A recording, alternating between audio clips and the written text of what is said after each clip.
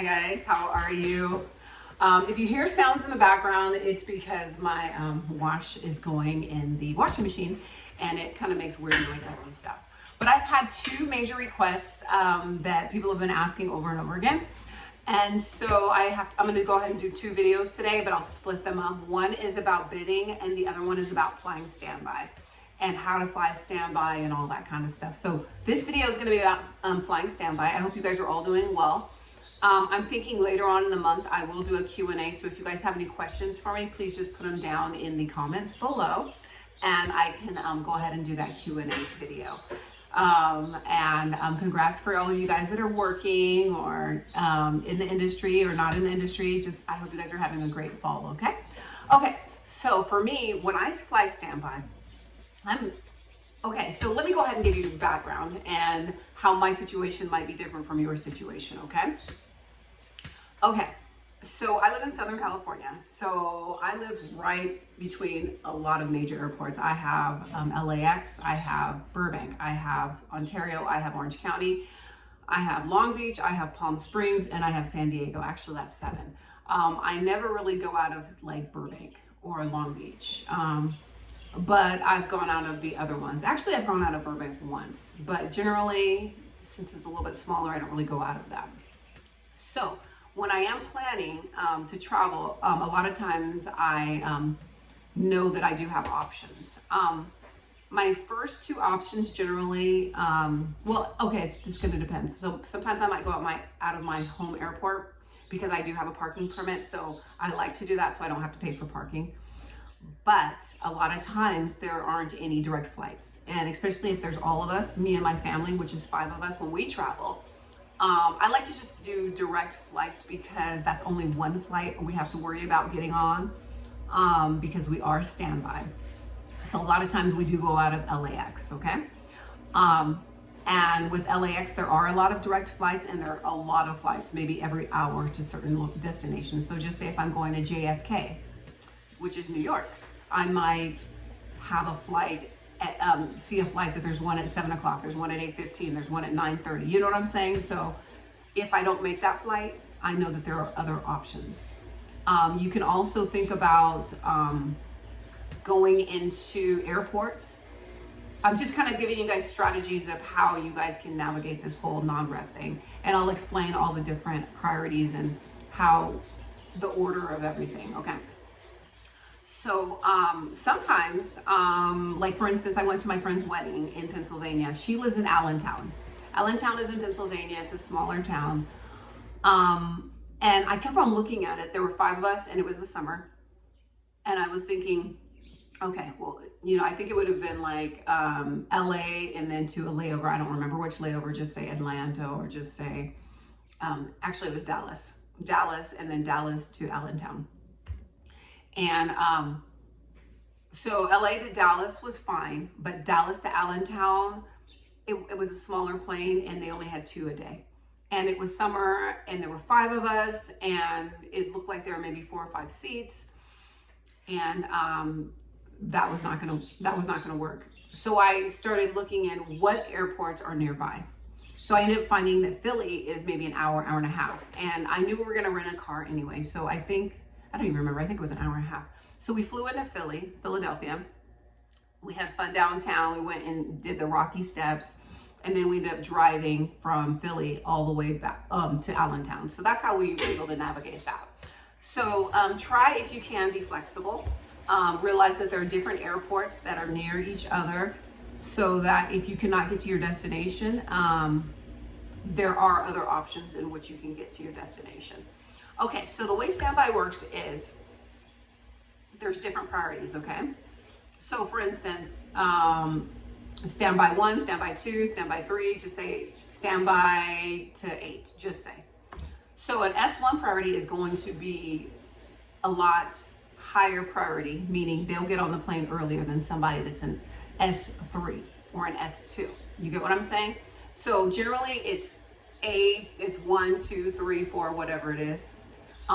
And so it doesn't matter seniority wise. So for instance, if you are a S1 priority, just say which S1 priority, and you just got the job 3 days ago, okay? And the other person is an S2 priority and they've been at the job for 30 years. That S1 is coming before that S2. You get what I'm saying? Because that's how it's ranked first, okay? So that's comparing apples and oranges, okay? So if everybody is an S3, just say, if there's an S3 and there's 5 people at S3, they're gonna go, it depends on the airline, but a lot of times they go according to seniority. So for instance, there's 5 S3s, this person was got the job in 1987, the next person got the job in 1989, the next person in 91, and so on and so on. So that's according to seniority.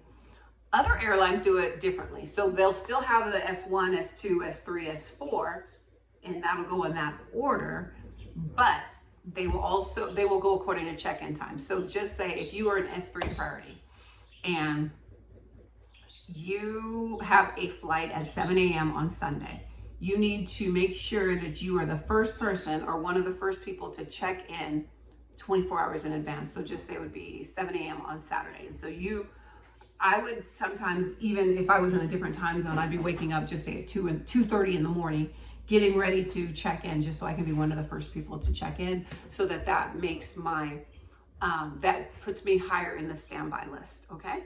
So we're called non-rev standbys, meaning non-revenue, meaning we don't make the company any money. So and then there's also a thing called revenue standbys. Revenue standbys are our paid customers, okay? Just say they might have missed a flight and they ended up going standby on the flight that we're trying to get on.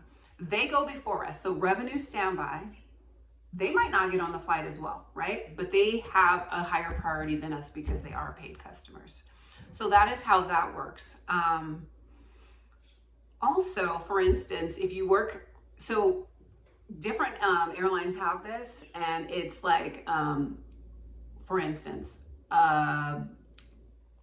it would go like vacation passes and then the normal one. So just say you get 6 vacation passes. Vacation passes is that you're able to travel with a higher priority than you normally would. Let's just say S2 is vacation pass and S3 is just your normal unlimited. So your S3 is what you get where if you wanted to travel every single day of the year, you'd be able to do that because that's unlimited. But the S2, there's only 6. So you have to use it sparingly because you only get 6 a year, and you have to be smart about it. You don't want to use it. So for instance, if there are 30 seats and there's only 6 people on standby or even 25 people on standby, you do not want to use that S2. You do not want to use it because they are limited. You only get 6 a year, okay? You only want to use it when you need to bump up and get higher priority than the other people so you can make sure that you make this flight. Just say you have to go to work the next day or school the next day or something the next day, and you need, or you're traveling with your children and you do not want to be stuck at the airport. You use those when you need those. You could also use those if you're going international and you're like, I want to be in first class, so I want to bump up this person that's been there 20, 30 years. So that is how you use that. So that is how the priority works. It's super easy to list yourself. We call listing ourselves. So you go on the employee intranet. It's like the section where you have to put your password and everything, and you only employees have access to. And you go in, you put your city pairs. So just say if I'm going from LA to Paris, so I would do LAX, CDG, just say it's going to be October 15th. And so you click on it and then it'll say all the flights that are available. How I do it is I look and I see, oh, this one has 30 seats. This one has 12 seats. This one has da-da-da. So that's how I kind of do it. But generally, I always do first flights of the day. First flight of the day, oh my gosh. Because what happens is the people that are on that first flight, they miss it. And so they ended up going on the next flight. And then they take up seats. And then it rolls over and it's like it gets more and more, and then so I generally just, as a backup, I always do first flights of the day. I mean, sometimes I don't, but if it's, you know, like for instance, when I'm in Hawaii, I do that last flight of the day, and then there's a lot of seats, and I don't have an issue coming back. So that is how I do it. So I'll pick up, so you click on, and then you tell it like what priority you want to do. Do you want to use your vacation pass? Do you just want to use your standard pass? Who's traveling? And then, you know, do you want to do first class? Do you want to do main cabin? I always put first class. My company does not charge extra for first class. I remember when I was with another airline, they would charge for domestic and international first class. So for instance, it would be like $15 extra that they would either take out of your paycheck or you'd have to pay ahead of time. But thank goodness the airline that I'm with now, you don't have to pay extra for it. So I always list for first class. What else? I know that my situation is different because I do have a lot of airports and a lot of options.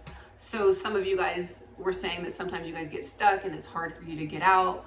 And yeah, I definitely feel for you guys because it's a different situation for me because I do have a lot of options. Sometimes we even go out of, just say like we might go out of LA and then come back into Orange County or whatever. It just depends on what's available. We might take an Uber. Generally, I rent a car from airport to airport. Like I might rent a car from LAX to Ontario or LAX to, just say like if we had parked, just say in Orange County. And because we went out of Orange County, but we needed to come back into LA just because something happened and a flight got canceled. So we're pretty flexible. So just say we might go into LA and then drive into Orange County to pick up our car and then just leave that. So it's like a one-way car rental. They are kind of expensive sometimes. They used to be really cheap. I used to spend 30 bucks.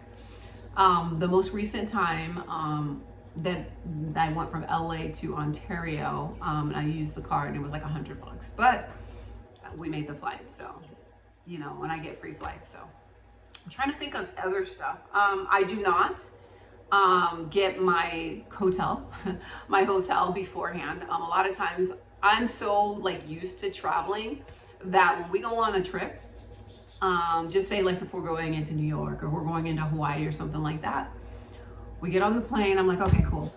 When we land, my book gets on Expedia, Booking.com, whatever it is, and then I'm like, okay, rental car, hotel, I know it's a gamble. And I don't generally do it like if it's like a crazy weekend, like if just say if the Super Bowl was there and you know that there weren't going to be any hotel rooms. But generally, I mean, I don't really have a problem doing that, getting my rental car, doing that, because I don't want to book ahead of time, not get on the plane, and then have to pay for something that I don't use. So that kind of gives me peace of mind. It happened to us one time when we were going to was it a Disney cruise? No, it was just a normal Carnival cruise out of out of Miami. And I was calling myself smart by booking everything ahead of time, which I had never done. I don't know why, I just did it. Anyways, we ended up getting stuck in the Houston floods because we got stuck, and then we had to drive all the way to Miami because we did not want to waste that cruise. That cruise was really expensive. And I ended up losing hundreds of dollars because I could not use those hotel rooms. So I never did that again. And I always told myself I would book the rooms right when I got there because I knew that I wouldn't have to lose my money doing that. So that's how I do my non-rev. Sometimes I book, if we're gonna do last minute, and I know that we all have 5 days off, and it's not something like a wedding or a cruise or something like that. We pick our locations, our destinations according to what's open. So we're just like, okay, let's go to Europe. But do we want to go to Spain? Do we want to go to Italy? Where do we want to go? Okay, look, here there's 20 open first class seats for this one. Oh, there's only one here. So maybe we'll go on here and maybe just have fun on the plane and go in first class. Or it's going to be raining in London, so maybe we don't want to do London. But in Greece, I've never been to Greece, by the way, but I will want to go one day. But in Greece, it's going to be nice and sunny. So we do according to that. So I hope this answers some questions for you guys. This is the best part of working for an airline, is just being able to get up, travel for free, and it is the best thing, the reason why I do the airline industry. I mean, I love it, trust me, but I wouldn't do it without flight benefits. I would not. So I hope you guys are doing well. I hope this answers questions about priority, how I travel, all of this stuff. If you guys have any other questions, I will answer them, and I will talk to you guys later. Bye.